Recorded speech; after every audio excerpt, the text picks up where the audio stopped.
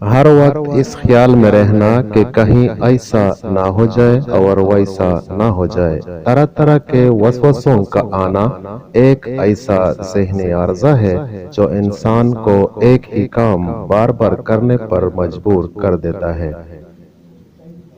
اس میں انسان کو بے بنیاد خیالات کی بھرمار ہوتی ہے، جن کے بار بار آنے سے انسان پر شدید بے چینی کی کیفیت طاری ہو جاتی ہے اور متاثرہ انسان چاہتے ہوئے بھی ان کو نظر انداز نہیں کر سکتا۔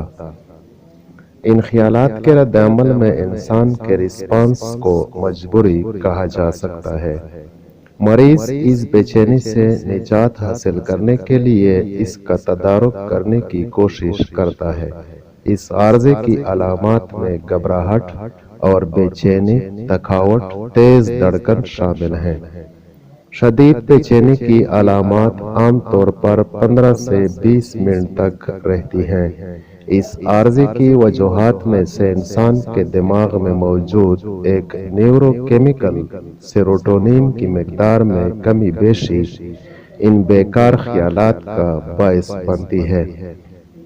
متاثرہ انسان میں اس کیمیائی مادے کی کمی کی وجہ سے ان کو دور کرنے کی صلاحیت ختم ہو جاتی ہے۔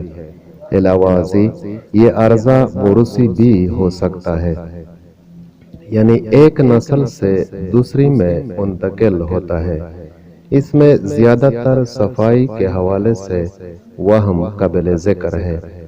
واش روم سے آنے کے بعد یا کسی کام کے بعد جراثیم کی موجودگی کا یقین بیٹھ جاتا ہے، جن سے نجات کے لیے وہ بار بار ہاتھ دھوتا ہے۔ اسی طرح نہاتے اور وضو وغیرہ کرنے میں زیادہ وقت لگاتا ہے۔ اس کا مریض روزمرہ کے امور میں خود اعتمادی کھو بیٹھتا ہے، مثلاً بار بار تالے، کنڈیاں چیک کرنا، سوئی گیس یا بجلی کا کنیکشن آف کر کے بار بار چیک کرنا اور رقم بار بار گننا وغیرہ۔ یعنی کسی بھی حالت میں مطمئن نہ ہونا اس کی بڑی علامت ہے، جس سے انسان کی سماجی زندگی بری طرح متاثر ہو جاتی ہے۔ وہ اپنے وقت کو صحیح طریقے سے استعمال میں نہیں لا سکتا، کیونکہ اس کا قیمتی وقت ان خیالات سے نجات حاصل کرنے کی سعی میں ہی ضائع ہو جاتا ہے۔ قوت فیصلہ ختم ہو جاتی ہے۔ وہ عام انسانوں کی طرح نارمل زندگی گزارنا چاہتا ہے، لیکن پوری کوشش کے وہ نہیں کر پاتا، بلکہ اپنے اندر ایک جنگ لڑ رہا ہوتا ہے۔ نتیجتاً انسان پر مستقل اداسی طاری ہو جاتی ہے۔ وہ اپنے آپ سے لڑتے لڑتے چڑچڑے پن اور ڈپریشن کا شکار ہو جاتا ہے۔ ایک تحقیق کے مطابق ہر 100 میں سے 2 یا 3 افراد اس عارضے میں مبتلا ہوتے ہیں۔ اس کا علاج مشکل نہیں۔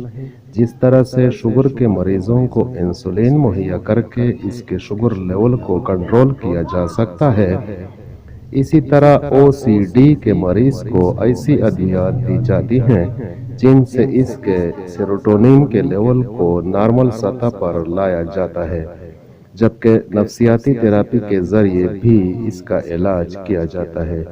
ایسے مریض کا مذاق نہیں اڑانا چاہیے، بلکہ اس کے خیالات میں تبدیلی کے ذریعے اس کو نارمل کیا جاتا ہے۔ اسی طرح خیالات کی الغار کو توڑنے کے لیے کونسلنگ بھی مفید ہے۔